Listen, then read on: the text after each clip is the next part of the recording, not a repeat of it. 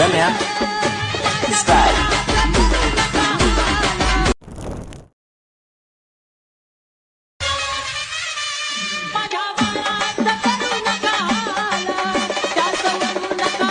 It's Ganya style. आता जो तुम्ही फ्रीमध्ये व्हिडिओ पाहिला तो इंस्टाग्रामला खूपच ट्रेंडला चाललाय. त्याच्यावरती हे जे ट्युटोरियल आहे ते आपण आणलेला हा व्हिडिओ आहे तो तुम्ही एका क्लिकमध्ये क्रिएट करू शकता तुमच्या VN ॲप्लिकेशनमधून. आता तुम्हाला काय करायचं, हा व्हिडिओ क्रिएट करण्यासाठी तुमचं VN आहे ते ओपन करायचं आहे. जर कोणी आपल्या चॅनलवरती नवीन असेल तर चॅनलला सबस्क्राईब करून ठेवा. अशा ट्रेंडिंग टॉपिकवरती ट्युटोरियल तुम्हाला आपल्या चॅनलवरती मिळून जाईल. येथे VN ओपन केल्यानंतर होम स्क्रीनवरती यायचं. होम स्क्रीनवरती आल्यानंतर वरती तुम्हाला इथे 3 डॉटच्या शेजारी QR कोडचं ऑप्शन आहे त्यावरती क्लिक करायचं. त्याच्यानंतर गॅलरीज ऑप्शन आहे त्यावरती क्लिक करून येथे जो हा QR कोड पाहताय तो तुम्हाला इथे सिलेक्ट करायचा. हाच QR कोड आपण खाली दिलेला आहे. इथून QR कोड सिलेक्ट केल्यानंतर इथून आपला जो प्रोजेक्ट आहे ते ओपन होऊन जाईल.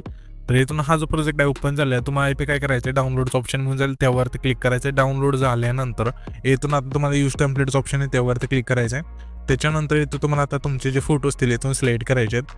ते इथे तुम्ही बघू शकाल की इथे आपले फोटो आहेत ते तो आपण सिलेक्ट करूया. तर पहिल्यांदा इथून एक फोटो सिलेक्ट केल्यानंतर तुम्हाला इथे एक मेसेज येईल अशा प्रकारे. तर सिम्पली इथून हा मेसेज आहे तो कॅन्सल करायचा आहे.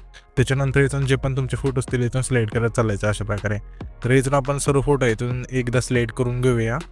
तर मी पण घेतो पटकन, तुम्ही पण लगेच घ्या. इथून फोटो आहेत ते सिलेक्ट करून सर्व. इथून आपण सर्व इथून फोटो सिलेक्ट केल्यानंतर इथून मग खाली नेक्स्ट ऑप्शन मिळून जाईल त्यावरती क्लिक करायचं आहे. त्याच्यानंतर इथून तुम्ही ना प्रीमियम पाहू शकता की इथून तुमचा व्हिडिओ आहे तो कसा झालेला इथून प्ले करून एकदा.